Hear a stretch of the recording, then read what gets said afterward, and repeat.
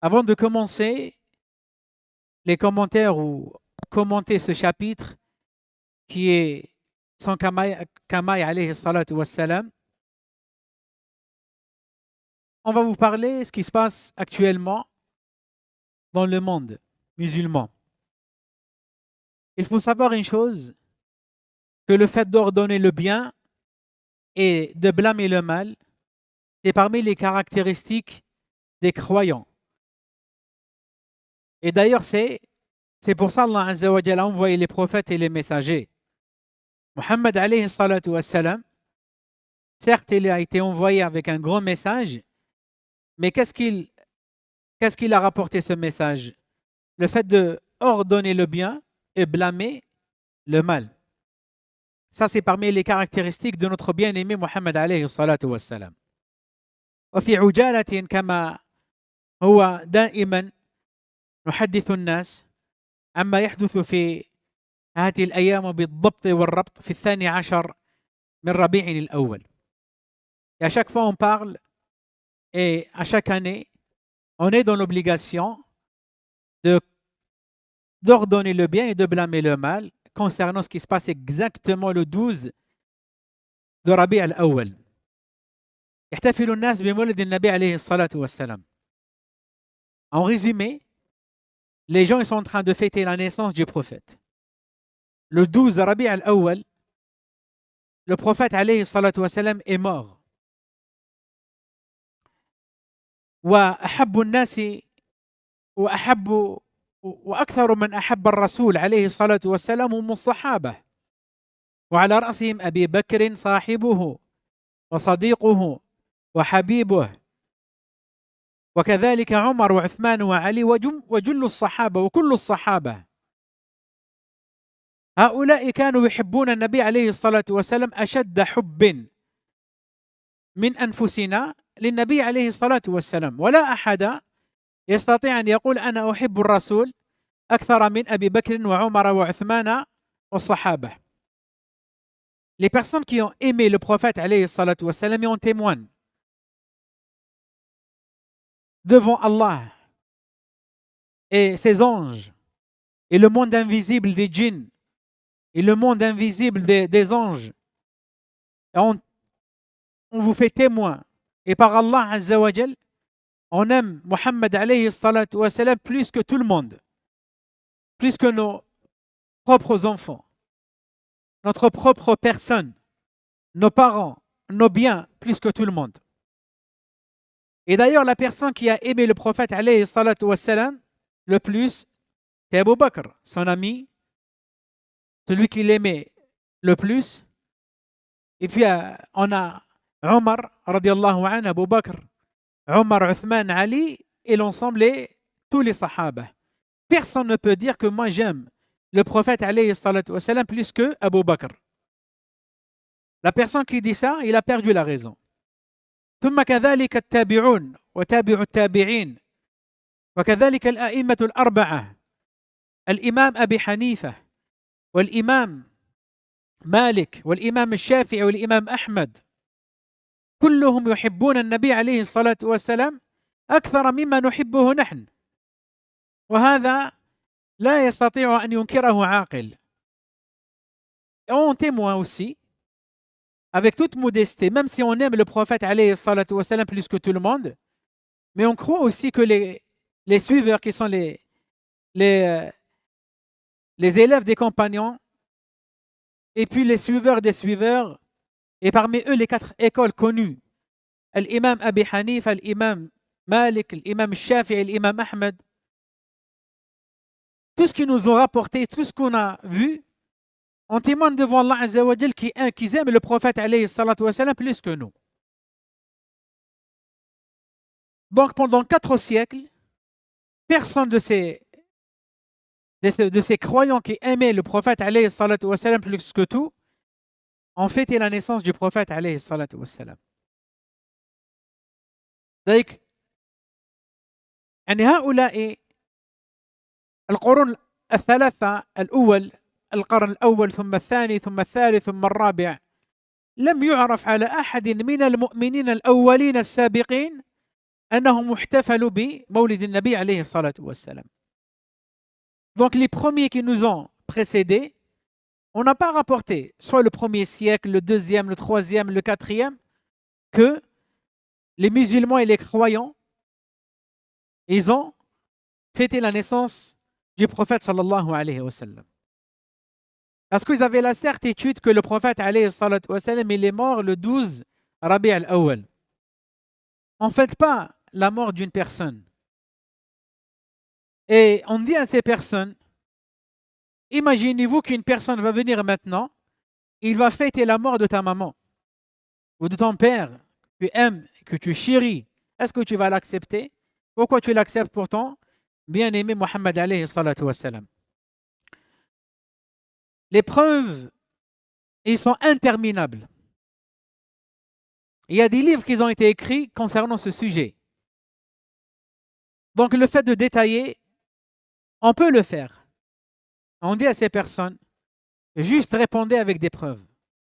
Et vous n'avez pas de preuves. Les preuves, ils sont avec les gens de la droiture, les gens de la sunna. Et d'ailleurs, comme on croit que c'est une innovation, on croit aussi que le fait de délaisser la fête de la naissance du prophète, c'est une sunna. Comme il a dit Cheikh Al-Uthaymin, rahimahullah ta'ala. Donc, un rappel pour moi ainsi que pour l'ensemble des musulmans à faire très attention. En réalité, le fait de aimer le prophète, alayhi salatu wa salam, ce n'est pas que dans cette période seulement. C'est qui le prophète? C'est notre messager, l'ami intime d'Allah, la meilleure personne qui a existé sur terre. Et on croit qu'il est meilleur que l'ange Gabriel. Muhammad alayhi salatu wa salam, il est meilleur que tous les anges et tous les hommes et les djinns. On croit à cela. Qu'est-ce qui nous a laissé le prophète alayhi salatu wa salam derrière lui? La sunna. Il nous a laissé le Coran al-Karim et la sunna à la mettre en pratique. Et c'est pour ça qu'il y a des gens qui sont en train de refuter la bonne parole des grands savants, à dire que vous êtes égarés à ne pas fêter la naissance du prophète, alayhi salatu wassalam. Mais dans l'apparence, on ne voit pas le suivi du prophète, sallallahu alayhi wa sallam, ne serait-ce le fait de pousser la barbe. Le fait de faire pousser la barbe, ça c'est une obligation. Et l'ulama, jumhur l'ulama et les musulmans, ils sont unanimes sur cela. Et la personne qui dit et qui pleure, il dit que vous êtes égaré et nous on est sur la droiture, elle est où ta barbe? Elle est où ta barbe si tu dis que tu aimes le prophète alayhi salatu wassalam? N'est-ce pas le verset coranique que vous êtes en train d'apprendre et de réciter dans vos écoles? Allah Azza wa Jal, où il dit قُلْ إِن كُنْتُمْ تُحِبُّونَ اللَّهَ فَاتَّبِعُونِ يُحْبِبْكُمُ اللَّهُ. Certes, si vous aimez Allah Azza wa Jal, qu'est-ce qu'on devrait faire? Allah Azza wa Jal nous a dit, suivez-moi donc. Donc suivez le prophète alayhi salatu wassalam. C'est ce qu'il a dit. Allah Azza wa Jal. Suivez le prophète et vous allez avoir cette grande occasion qu'Allah Azza wa Jal va vous aimer. Le suivi du prophète alayhi salatu wassalam. Il y a des gens qui sont absents toute l'année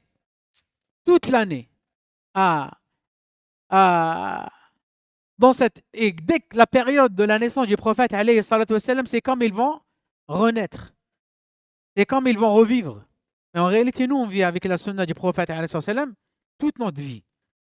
C'est ce qu'on a appris de nos shouyoukh, de nos grands savants, et c'est ça ce qu'on est en train de transmettre. Je vous parle de ma propre personne. Il n'y a pas une année, depuis que j'ai commencé la da'wa ici en France, depuis plus de 22 ans, il n'y a pas une année où j'explique pas la sira du prophète sallallahu alayhi wa sallam. Ni le fait de propager la vie du prophète alayhi salatu wa sallam. Soit sa vie, la biographie du prophète, soit tout ce qu'il en est avec la religion. En réalité, on est en train de transmettre la parole ainsi que la sunna du prophète sallallahu alayhi wa sallam, c'est un hadith à expliquer aux musulmans. Donc voilà ce qu'on devrait faire et voilà ce qu'ils devraient faire les musulmans dans cette période. Et dans cette période, il y a deux écoles qui sont, il y a une école qui est vraiment, elle est très égarée, loin de ça. Ils ont fait de la naissance du prophète alayhi salatu wassalam que le fait de boire et de manger et d'escroquer les gens à prendre leur argent dans cette période. Et que faire à manger et danser, même dans les mosquées, qu'Allah nous préserve.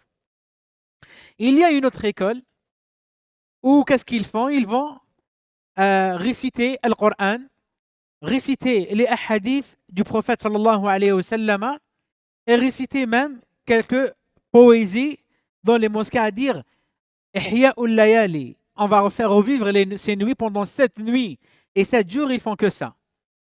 Mais en réalité, dans l'année, on n'a pas que ça. Les gens, quand ils vont voir que les gens ils sont en train de lire, par exemple, le Bukhari et Muslim, et le fait de lire leur poésie et tout ça, ils vont dire que dans l'apparence, c'est bien. Et ce n'est pas bien le fait de suivre ou le fait de choisir cette période. Parce que le prophète, alayhi salatu wassalam, c'est lui qui nous a enseigné. L'école du prophète, alayhi salatu wassalam, c'est un grand enseignement.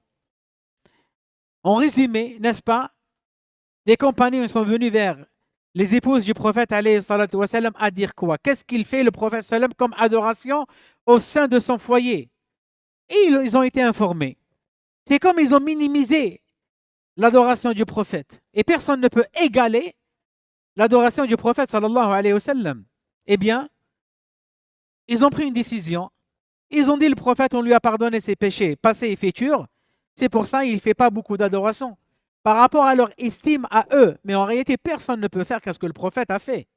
Personne ne peut égaler le prophète dans l'adoration, ni dans les louanges d'Allah, ni dans les remerciements d'Allah azza wa jal. Eh bien, ils ont pris une décision. Dans l'apparence, elle est bien. Vous allez voir qu'une personne, qu'est-ce qu'il a dit? Je vais faire la prière de la nuit toute ma vie. C'est une chose de bien ou non? Le fait d'adorer Allah azza wa jal par la prière, c'est bien dans l'apparence. L'autre, il a dit, je vais jeûner toute l'année. Le jeûne est recommandé dans notre religion. L'autre, il a dit, je ne vais pas me marier avec les femmes. Et dans un autre récit, l'autre, il a dit, je ne vais pas manger la viande. On a rapporté ça au prophète, il les a appelés. Et il leur a dit, en réalité, moi, je fais la prière de la nuit jusqu'à que mes talons ils vont saigner, comme on a vu dans les hadiths. Mais moi, je fais la prière de la nuit, je me repose dans la nuit. Il y a des nuits où je ne fais pas la prière de la nuit. Je vais partager la nuit entre mon sommeil, après l'adoration, après le sommeil, et après l'adoration. C'est ce qu'il fait le prophète alayhi salatu wassalam. Il a dit, le prophète alayhi salatu wassalam, moi je ne jeûne pas toute l'année. Moi je jeûne des fois, et des fois je ne jeûne pas. Quand par exemple le prophète dans la semaine, il jeûne le lundi, le jeudi par exemple, ou 3 jours dans le mois. Et on n'a pas rapporté que le prophète sallam a complété un mois, sauf le mois de Ramadan. En entier, il a jeûné. C'est l'obligation. Il a dit, moi je me marie avec les femmes. Et d'ailleurs, le prophète, il avait combien d'épouses? 11. Et il a dit, moi aussi, je mange la viande. Celui qui n'est pas conforme avec ma sunna, donc il est loin de moi. Donc c'est comme le prophète, c'est pas comme le prophète, il s'est désavoué de leur action. Même dans l'apparence, c'est une bonne action, mais elle est erronée. Donc voilà comment on adore Allah azza wa jalla avec des preuves, avec des dalils. Avec des preuves et avec des dalils. Donc c'est ça ce qu'on devrait faire. Et tout simplement, rapportez-nous des preuves. S'il y a une seule preuve d'un compagnon seulement qui l'a fait, Wallah, on va propager. Et on va le dire à tout le monde. On ne va pas trahir la Ummah. Allah azza wa jalla al-hidayata lil jami'. On demande à Allah azza wa jalla qui guide tout le monde. On ne parle pas aussi des personnes qui vont gaspiller beaucoup d'argent dans des choses inutiles. Des choses inutiles à acheter ou les gens, qu'est-ce qu'ils vont faire à allumer des bougies. Ça c'est quoi? C'est qui fait ça là-bas? C'est les chrétiens. D'accord? Donc, tout ça c'est des nouveautés dans l'islam. Et toute nouveauté dans l'islam, c'est un égarement, c'est une bid'ah. Et Allah azza wa jal et le prophète ont dit que tout égarement, ça demeure, ça sera l'enfer. Qu'Allah nous préserve. Nas'Allah azza wa jal al-hidayata lil jami'. Ici, on est en train de dire aussi une chose très importante. On n'est pas en train de dire que ces gens ils sont sortis de l'islam. Non. en train de faire des erreurs, qu'Allah les guide et qu'Allah les oriente. Tout simplement par absence de science. Et aussi des conseillers. Des personnes qui conseillent la Ummah avec amana, avec thiqa, avec confiance. Et les compagnons, ils nous ont transmis tout ce que le prophète sallallahu alayhi wa sallam leur a enseigné. Il n'y a pas un bien où le prophète ne nous l'a pas montré. Il n'y a pas un mal où le prophète il nous a pas mis en garde. Et le prophète nous a enseigné tout. Comme il a dit Salman al-Farisi, le prophète il nous a tout enseigné, même le fait comment on fait nos besoins. Comment on fait nos besoins, le prophète sallallahu alayhi wa sallam nous l'a enseigné. هذا والله تعالى أعلم.